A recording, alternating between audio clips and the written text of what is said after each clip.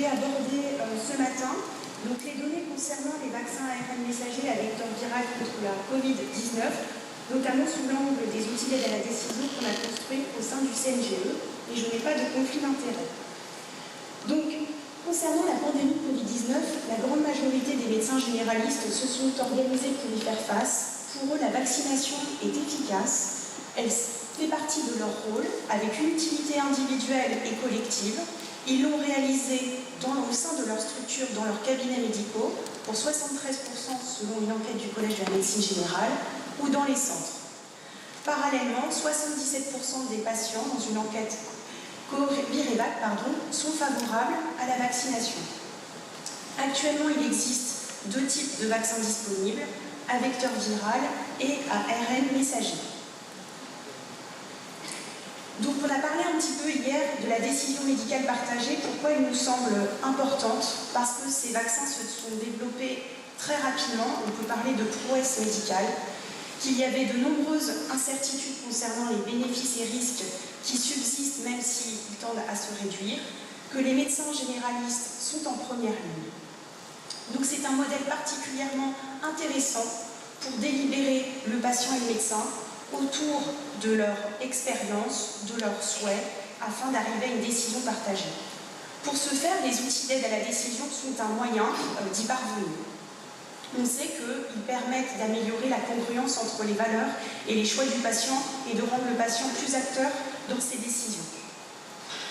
Alors nous avons construit des fact-box ou des boîtes à décision au sein du conseil scientifique du CNGE avec pour commencer la construction d'un comité de pilotage entre décembre et juin 2021.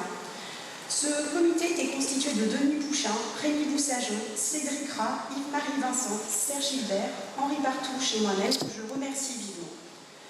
Nous avons réalisé une revue de littérature et puis nous avons construit l'outil selon le modèle de la Factbox avec un consensus non formalisé accompagné d'un communiqué de presse et ce document était validé par le conseil scientifique. Alors les points clés d'une boîte à décision, c'est un court résumé des bénéfices et des risques, en précisant, le cas échéant, la référence d'âge, la durée d'étude ou tous les autres facteurs qui peuvent influencer l'interprétation des résultats.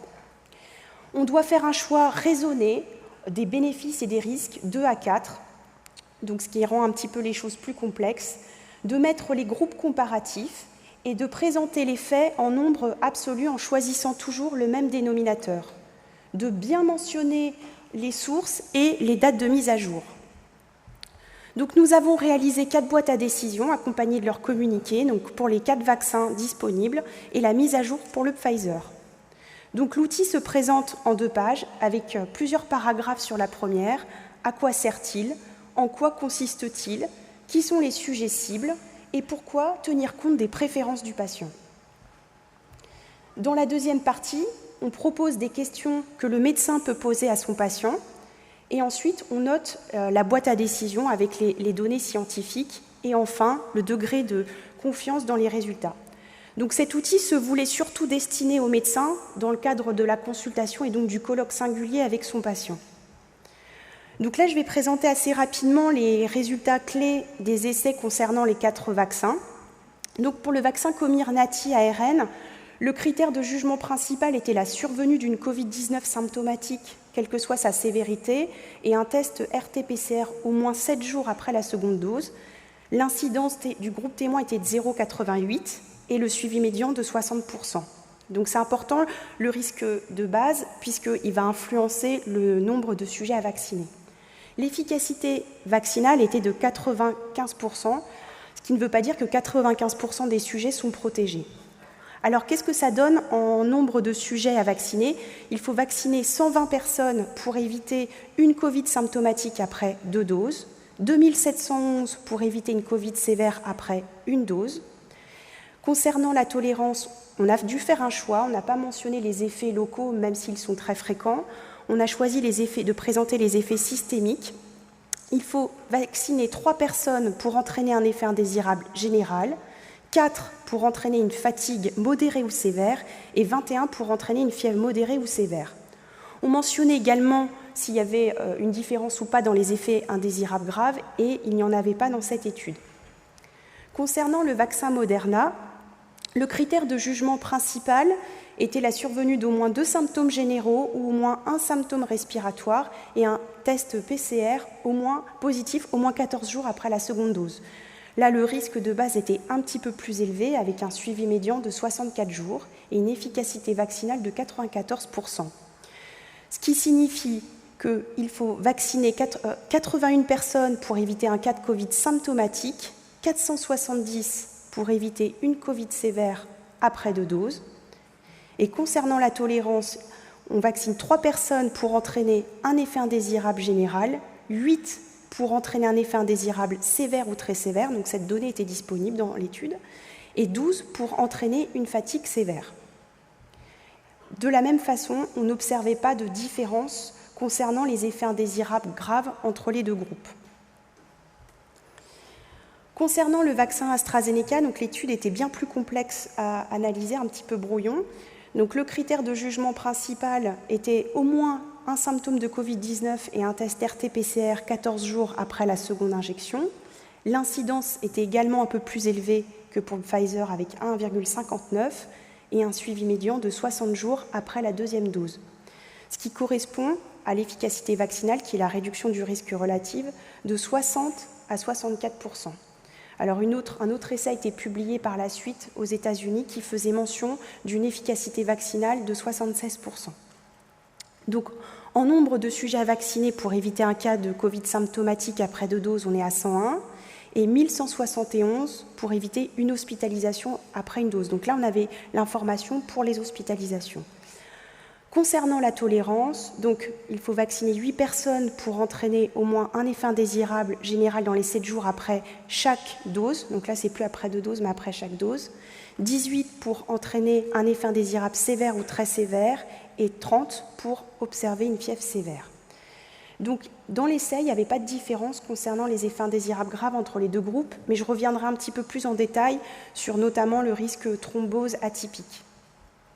Concernant enfin le vaccin Janssen, qui a la même technologie que AstraZeneca, vecteur viral, le critère de jugement était la survenue d'une Covid modérée à sévère et d'un test PCR positif au moins 14 jours puis 28 jours après l'unique injection, avec une incidence un peu plus élevée aussi à 1,78%, un suivi médian de 60 jours et une efficacité vaccinale à 67%. En traduction, en risque donc de nombre de sujets à traiter, c'est 85 pour éviter une forme modérée à sévère, cette fois-ci après l'injection, 426 pour éviter une forme sévère et 724 patients à vacciner pour éviter une hospitalisation. Concernant la tolérance, il faut vacciner 5 personnes pour entraîner un effet indésirable général dans les 7 jours, 84 pour éviter un effet indésirable sévère et 129 pour entraîner une fatigue sévère. Donc là, il y avait quand même un petit signal, notamment des événements d'intérêt un petit peu plus supérieurs dans le groupe Janssen concernant le risque thrombotique qui a été confirmé par la suite. Alors maintenant, je vais aborder les variants parce que c'est une question qu'on se pose souvent et donc j'ai essayé de synthétiser les différentes données pour les variants et pour chaque vaccin. Donc concernant le variant britannique, donc l'efficacité vaccinale pour le vaccin Pfizer est de 55 à 70% pour une dose. Quand c'est en gras, ça veut dire qu'il y a un degré de confiance important dans les résultats, et ça, c'est les Anglais qui nous les apportent. Pour les hospitalisations, c'est 75 à 85% après une dose. Pour les décès, 75 à 80% après une dose. Après 2 doses, c'est 85 à 90%, mais il y a un peu moins de confiance dans les résultats. On est finalement assez proche pour le vaccin AstraZeneca, avec une efficacité vaccinale de 55 à 70% après une dose sur les formes symptomatiques. Après 2 doses, c'est beaucoup moins clair, notamment pour l'intervalle supérieur. Les études parlent de 65 jusqu'à 90%, donc il y a plus d'incertitudes.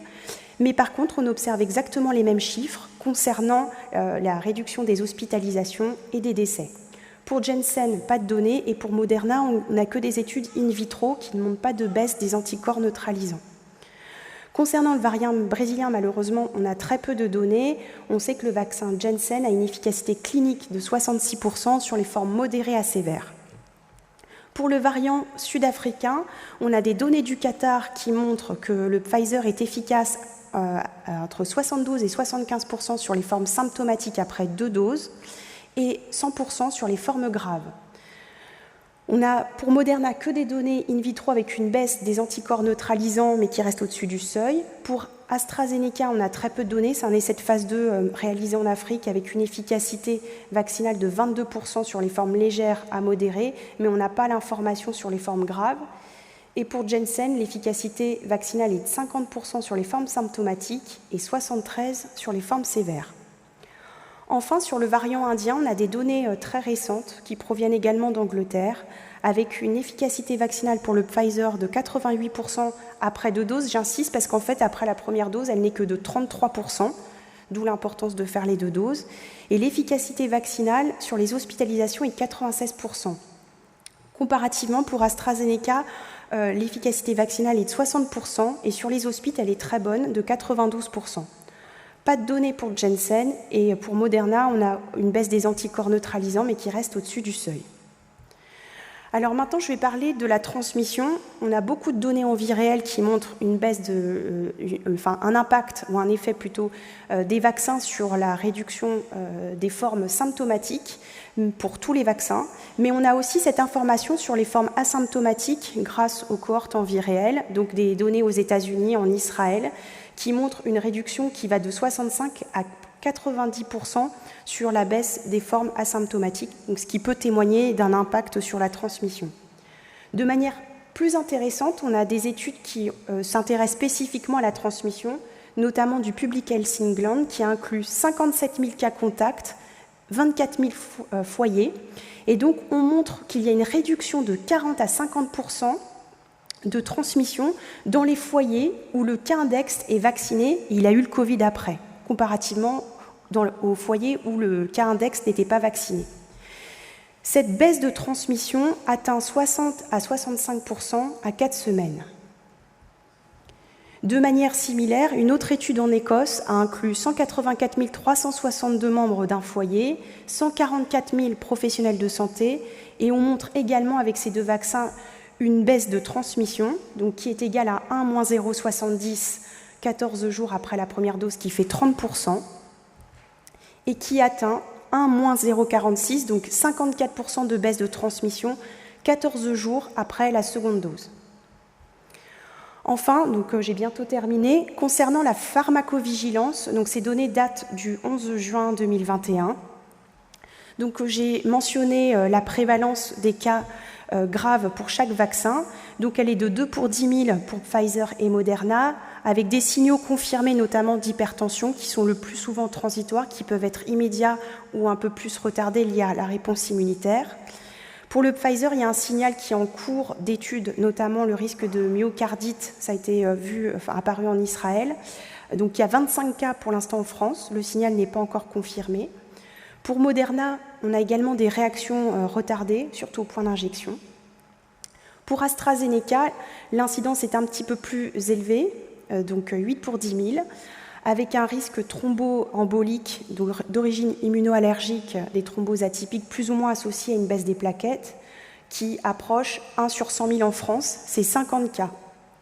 Et enfin, pour Janssen, on n'a pas encore de signal confirmé parce que la vaccination n'a couvert que 336 000 personnes, mais on sait au niveau Europe que le risque thromboembolique a été confirmé et inférieur à 1 sur 10 000.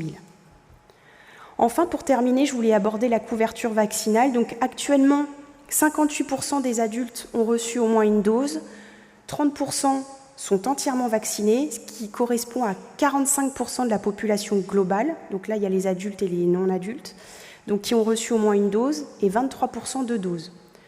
Quand on regarde par classe d'âge, on voit que finalement les personnes âgées sont vaccinées pour plus de 80% d'elles avec au moins une dose. Alors c'est un peu plus... on est encore un peu loin de l'objectif pour les autres. Et donc là, on a un rôle vraiment à jouer parce qu'on sait que l'hésitation vaccinale augmente avec l'âge qui diminue.